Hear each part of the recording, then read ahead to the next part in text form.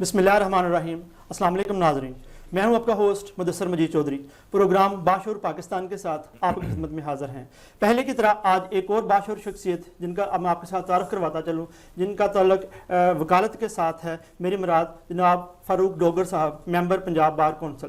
Sir very warm welcome you in our program باشعور Pakistan. Thank you. سر ہمارے جب اس programme میں جو پہلا مین کوشچن موسٹ پرابلی جو ہم پوچھتے ہیں وہ یہی ہوتا ہے کہ آپ نے اپنا جو اکیڈمک کیریئر ہے وہ کہاں سے سٹارٹ کیا اور آپ کا جو تعلیمی مین کا پورا جو پروسیجر تھا وہ کیسا رہا؟ اعوذ باللہ من الشیطان الرجیم، بسم اللہ الرحمن الرحیم، الحمدللہ رب العالمین۔ میں نے اپنی سٹارٹ کی تعلیم جو ہے لیبارٹری ہائی اسکول زری یونیورسٹی سے حاصل کی، میٹرک میں نے وہاں سے کیا 86 میں۔ اس کے بعد میں بی اے کیا، بی اے کرنے کے بعد میں نے L L B Punjab law college سے کی، اور ایل ایل بی کرنے کے بعد میں نے پریکٹس میں آ گیا۔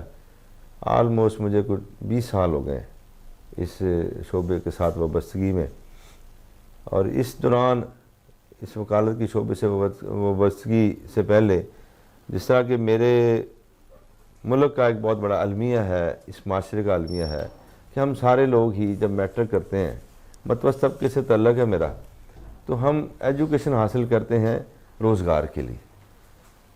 تو اسی طرح میں بھی میٹرک کرنے کے بعد مختلف ڈپارٹمنٹ میں اپلیکیشن نوکری کے لیے دیتا رہا، لیکن میری قسمت میں یہ لکھا تھا تو پھر میں یہاں پہ آ گیا۔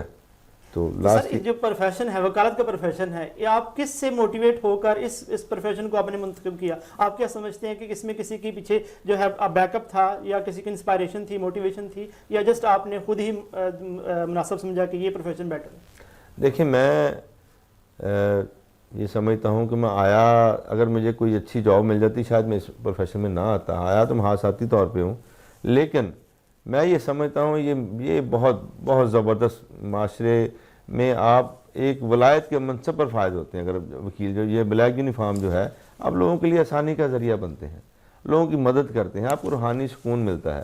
اگر آپ اپنے دوسرے جو لالچ والا معاملہ جو عنصر ہے اس کو ذرا سائڈ پہ کر کے آپ لوگوں کی داد رسی کے لیے ایکٹیو ہوتے ہیں، تو یقین کریں آپ کو جو رات کو سکون سے نیند آتی ہے اس کا آپ مول نہیں دے سکتے۔ اور ایز اے لائر اس بلیک یونیفارم کی رسپیکٹ اتنی ہے۔ اگر میں کہتا ہوں میرے لیے، میرے اللہ نے مجھے یہ منزل دینی تھی، یہاں آنا تھا، مجھے یہاں لکھا گیا تھا میرے لیے، وہ اللہ تعالیٰ کا احسان ہے۔ ادروائز اگر میں کسی گورنمنٹ ڈپارٹمنٹ میں جاتا، یا میں رشوت لیتا، یا میں ریٹائرمنٹ کی لائف اب سوچ رہا ہوتا، کوئی پیسے اکٹھے کر کے کوئی میں کچھ نہ کچھ اپنی زندگی کی اینڈ گزار رہا ہوتا۔ لیکن بار ایک ایسی جگہ ہے جو اپنے وکیل کو زندہ رکھتی ہے۔ سر اس حوالے سے میں یہ پوچھنا چاہوں گا، کیونکہ آپ نے اس پروفیشن کو منتخب کیا، تو اس کے پیچھے کون سی ایسی موٹیویشن تھی یا کون سا ایسا استاد تھا جس سے آپ بہت زیادہ متاثر ہو کر اس فلم میں آئے؟ دیکھیں جی، میں نے اگر دیکھا جائے تو میرے لاء کے جو استاد ہیں عابد ساقی صاحب اور غلام مرتضیٰ جتوئی صاحب، جب میں لاء میں پڑھتا تھا تو میری ایسوسیشن عابد ساقی صاحب کے ساتھ ہوئی، تو ان میں میں نے دیکھا وہ کس طرح سے لوگوں کی داد رسی کرتے ہیں، لوگوں سے پیار کرتے ہیں، سچ بات کرتے ہیں، اور سچائی کے لیے کورٹ میں اپنا پوری جو ان کی ذمہ داریاں وہ بڑے احسن طریقے سے سر انجام دیتے ہیں، اور معاشرے میں رسپیکٹ ہے، اور لوگ ان سے پیار کرتے ہیں، اور ان کی داد رسی بھی لوگوں کو کرواتے ہیں۔ تو ان سے میں بڑا متاثر ہوا۔ اس طرح فیصل آباد میں جب میں آیا تو غلام مرتضیٰ جتوئی صاحب ایکس ممبر پنجاب بار، میں ان کے آفس میں تھا، انہوں نے بہت زیادہ مجھے چیزیں سمجھائیں، سکھائیں، وہ میرے روحانی استاد بھی ہیں، اور بہت کچھ سیکھا۔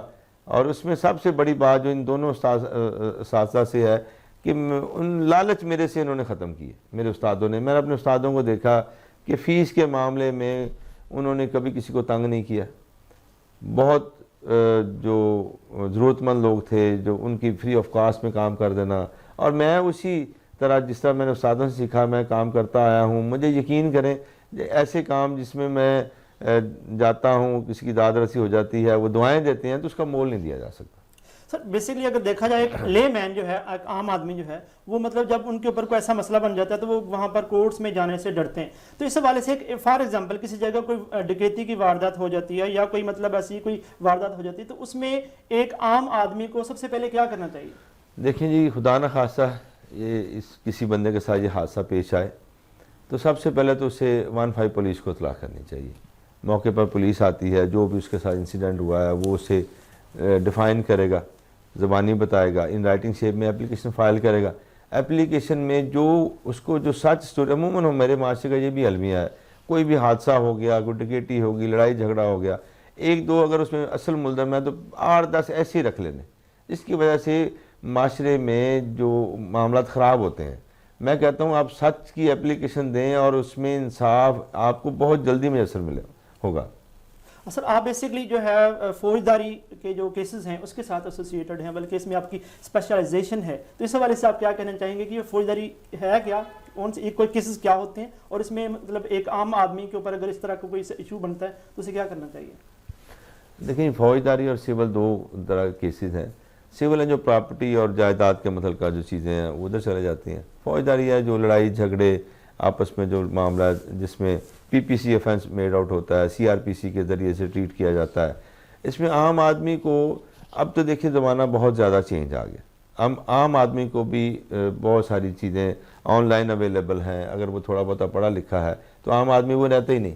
یہ تو اس وقت کی بات ہے جب لوگ تعلیم یافتہ نہیں تھے, لوگوں کو پتہ نہیں تھا. اب تو ہر بندے کو وہ میرا خیال نیٹ سے ہر بندہ پی پی سی بھی ڈاؤن لوڈ کر سکتا ہے, سی آر پی سی بھی کر سکتا ہے, اور کسی بھی اب تو ہر فیملی میں وکیل ہے الحمدللہ. اس باوقار پیشے سے وابستگی ہر فیملی سے ہے. ہر بندے کو اپنے جو بھی ان کے ایسوسیٹ لائرز ہیں ان سے رابطہ رکھیں, اور خدا نخواستہ کام پڑتا ہے تو یقیناً وہ قانونی مشاورت کے ساتھ ہی اپلیکیشن فائل کرے. سر آپ کیا سمجھتے ہیں کہ فار ایگزامپل آپ نے مطلب 20 ایئرس کا جو ٹائم پیریڈ ہے وہ اسپینڈ کیا اس میں, تو ایک عام جو ہے جو گریجویشن کر رہا ہے اس حوالے سے, جو لا میں بھی گریجویشن کر رہا ہے, تو کیا آپ کیا سمجھتے ہیں ان کے لیے یہ جو ہے اس کو اگر ایز اے پروفیشن اڈاپٹ کریں تو کیا یہ ان کے لیے سوٹیبل ہوگا اس موجودہ صورتحال میں؟ دیکھیں ڈپینڈ کرتا ہے آپ کی محنت پہ, اور یہ بات 10,000% درست ہے کہ نصیب بھی اٹیچ ہوتے ہیں بندے کے, لیکن محنت کے 99 جو سیڑھیاں ہیں نا وہ محنت کی ہیں. آپ محنت نہ کریں اور نصیب اکیلے ڈھونڈنا شروع کر دیں تو نصیب نہیں ملتے. پہلے آپ محنت کریں, اور اس کتاب میں عزت بھی ہے اور رزق بھی ہے. آپ سوچ نہیں سکتے کہ یہ جو لاء کی کتاب ہے اس میں کیا کمی ہے, جس کو جو اس میں اگلی سیٹوں پر گئے ہیں, باہر سے بینچ تک گئے ہیں, بلیک یونیفارم والا بندہ, ریٹائرمنٹ لائف نہیں ہے اس میں, جو اسے سینئر کونسل ہونا ہے اس کے لیے جو عہدے ہیں وہ اہم ہوتے جا رہے ہیں. مثلا سول جج اگر وہ 30 ایئر تک سول جج بن سکتا ہے, 45 تک اے ایس اے بن سکتا ہے, اس کے بعد اس کے لیے ہائی کورٹ کے جسٹس کی سیٹیں ہیں, اٹارنی کی سیٹیں ہیں, بے شمار اپرچونٹی ہے. محنت تو بندے نے کرنا ہے. اگر میں اٹھ کے محنت ہی نہ کروں, میں اپنی کتاب کے ساتھ تعلق نہ رکھوں اور پھر میں کہوں جی میرے اس پیشے میں جی وہ میرا کام ہی نہیں چلا, ایسا ہے, ہو ہی نہیں سکتا. اس میں تو بے شمار اپرچونٹی ہے. نصیب اچھے ہوں, محنت کرنی چاہیے. اور بہت سارے لوگ میری طرح آپ دیکھیں جتنے بھی بڑے وکیل ہیں وہ دیکھیں انہی بینچوں سے گئے ہیں, اسی بار روموں سے اٹھ کے گئے ہیں. اور یہی بار روم والے جو ہیں وہ پھر بینچ میں جاتے ہیں, وہ بڑے وکیل بھی بنتے ہیں, بڑا کام کرتے ہیں.